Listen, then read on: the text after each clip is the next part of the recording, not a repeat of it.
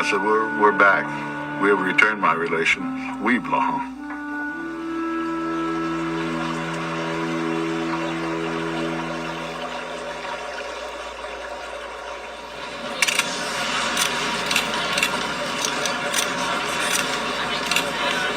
This is where the television crews await the hour-by-hour events in Wounded Knee. This privileged position is protected by the Indian chiefs. Clearly, the chiefs are anxious that this rebellion and its outcome receive as much publicity as possible. It would have been very simple for the federal forces to go into Wounded Knee and take over. There would have been some casualties, but probably the government would have considered them tolerable. What made it so interesting was that the Indians existed underneath a protective bubble of publicity and shame, because everybody knew that this was the site of the last massacre of the Indian Wars, and the last thing the government wanted to see was a massacre on the same site. 1 week into the siege, all 3 television networks had stationed reporters in Wounded Knee. Polls estimated that more than 90% of Americans were following the crisis on the nightly news. If they came and killed all of us, it would be recorded, and it would be seen by the world, where the 1890 massacre wasn't. And if they didn't, if they decided, that media was there, so they don't want to murder all of us, well, then the media is there to tell our side of the story.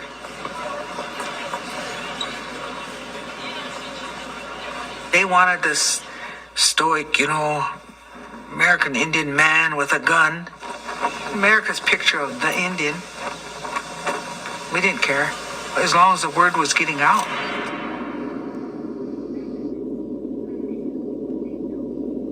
Après 37 jours de conflit avec les autorités fédérales, les Sioux de Wounded Knee dans le Dakota du Sud. There was a lot of folks here.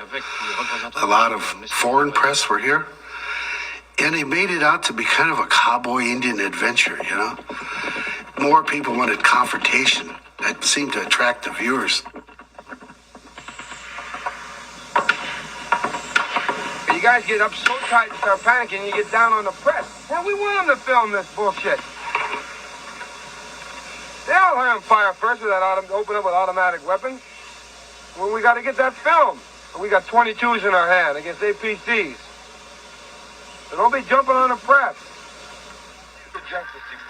The news out of South Dakota held Indians around the country spellbound. Some were ashamed by AIM's armed display of defiance, but many were inspired. But critical problems remain to be worked out. I left school, and me and another guy left, and we drove in his car from, we were in Central California, and we drove up to Oakland, and from Oakland we drove back to South Dakota. Up until 73, when it started, I was never involved in anything politically, doing with either Native Americans or any other organization. I just felt like I should go up there, and I did. You all are not Oglala Sioux, as in Chippewa. You Chippewa, where are you from? Minnesota. What about you, sir? Where are you from? Winnebago, Wisconsin. Cheyenne, Oklahoma. And you're not necessarily all members of AIM. We didn't say that. Are you members of AIM? We didn't say that either. We're here to support our Indian people that are in Wounded Knee. This generation of Indians in the late 60s, early 70s, who for the most part, they've been to boarding school or their parents have been to boarding school, which was explicitly about getting Indians off the reservations, to not be Indian, to not speak their language. For those Indian people, there was this moment in which you could see on television, there was another way, there was another possibility. It was electrifying.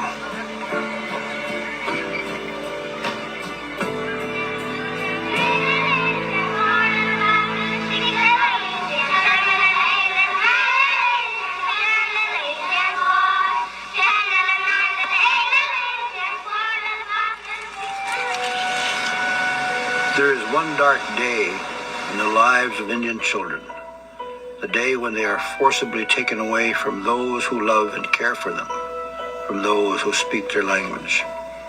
They are dragged, some screaming and weeping, others in silent terror, to a boarding school or they are to be remade into white kids.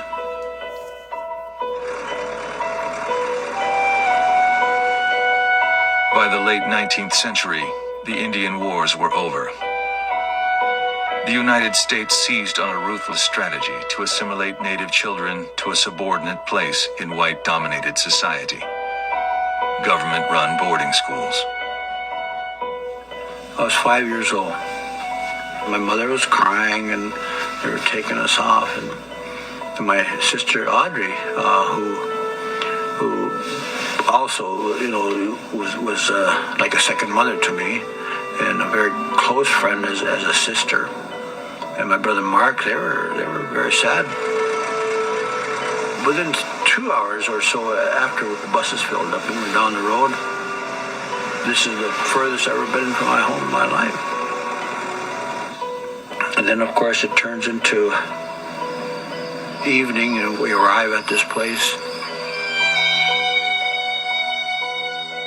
I ended up in a place where nothing made any sense at all. It wasn't home. It wasn't. I didn't know anything about school.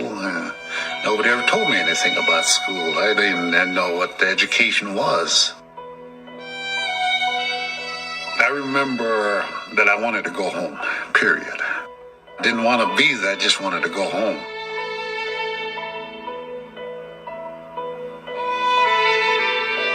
And we all had to strip down naked, and then they put the DDT on us, and they line us up, and they're cutting our hair.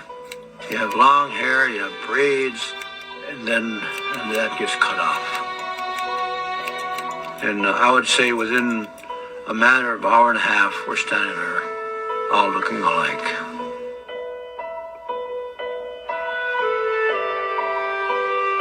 Between the 1870s and the 1960s, over 100,000 Indian children were sent to one of the nearly 500 boarding schools scattered across the United States. Through the agencies of the government, they are being rapidly brought from their state of comparative savagery and barbarism to one of civilization.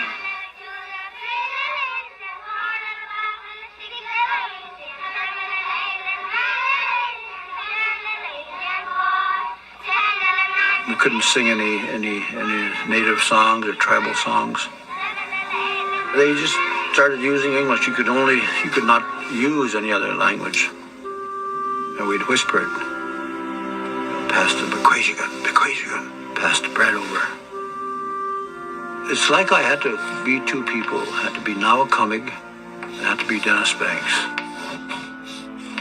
Nawakamig is my real name, my Ojibwe name. Dennis Banks had to be very protective of Nawakamig. And so I learned who the presidents were, and I learned the math, I learned the social studies, I learned the English, and Nawakamig was still there. This is education that was promised us, that was guaranteed us through the treaties. But it wasn't.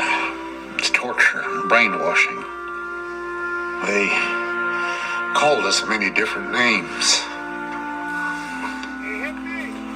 Savage, dumb, and we got beat for looking like an Indian, smelling like an Indian, even speaking Indian. Everything I did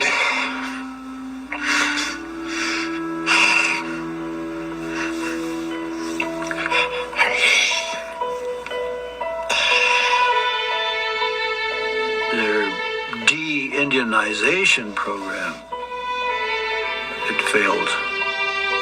But the toll was devastating. It destroyed our family. It destroyed the relationship we had with our mother. I could never regain that friendship, loveship relationship that I had with my mother. It wasn't there anymore. And that's what, to this day, I keep thinking that, damn this government, what it did to me and what it did to thousands of other children across this country.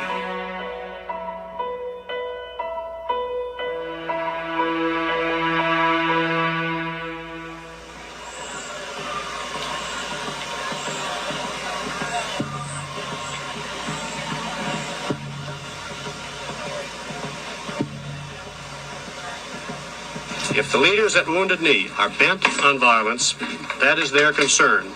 But I call upon them now to send the women and the children, both resident and non-resident, out of Wounded Knee before darkness falls tomorrow. The United States government sent an ultimatum to the people in Wounded Knee that if they didn't leave on a certain day, that they were coming in. They would remove us by force. We are going to reject any kind of condition that pushes us out of the Wounded Knee area until all of the issues of the Oglala Sioux are met. I told Dennis to burn it. And at that time, we all started making preparations for making that last stand. We smudged everybody as they came up and painted them. When you go off to war, if you're killed in battle, then the paint will signify that you went there with the blessings of the pipe, and that you will go to the spirit world with great honor. I had this little bitty bag, little bitty fringes on it. I had one bullet in there, and I had a semi-automatic. And I only put one bullet in there, and somebody said, how come one bullet? I said, I'm going to wait, because if I'm going, I'm going to take somebody with me.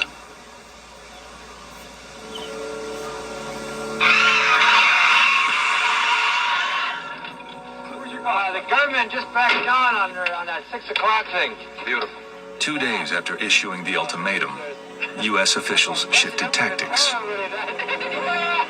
Hoping the occupation would simply peter out, they removed roadblocks around Wounded Knee and persuaded Dick Wilson to remove his. Federal officials would keep the inflammatory tribal chairman on the sidelines for the rest of the occupation.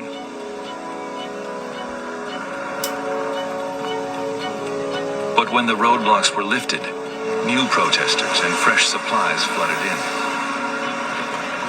On March 11th, revitalized occupation leaders made a startling announcement. The leadership of the Oglala Sioux here present in Wounded Knee has declared Wounded Knee an independent country. And here further, if any spy from the United States of America is found within our borders, they will be dealt with as any spy in a time of war. Be shot before a firing squad. The battered hamlet of Wounded Knee was now the independent Oglala Nation.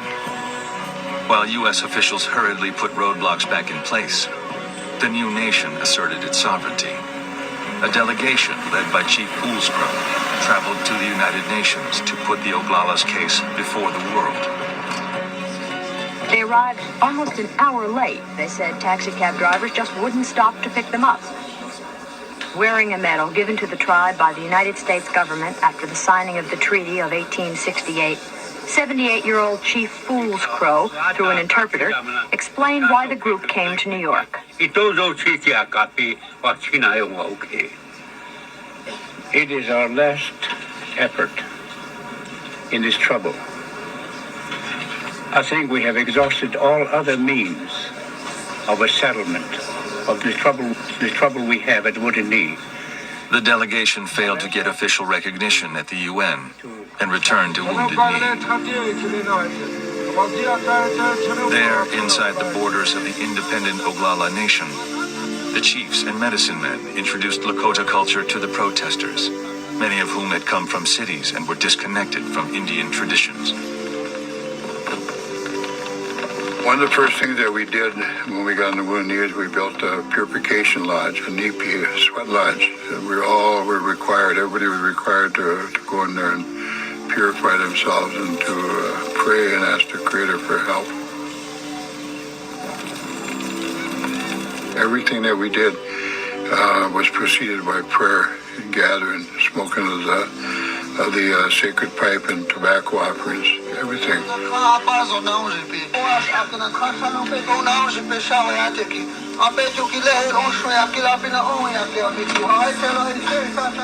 The Indian movement was different than other political movements of the time because it defined itself as a spiritual movement.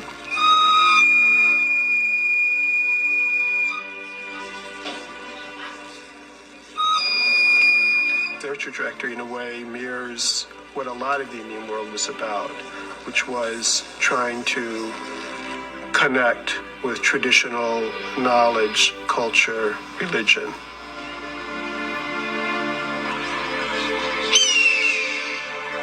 One of the things that AIM tried to do was to return Indianness to all Indians, whether folks lived in the city, on reservations, whether they spoke the language or didn't speak the language. If you were Indian, you could return to the tribe.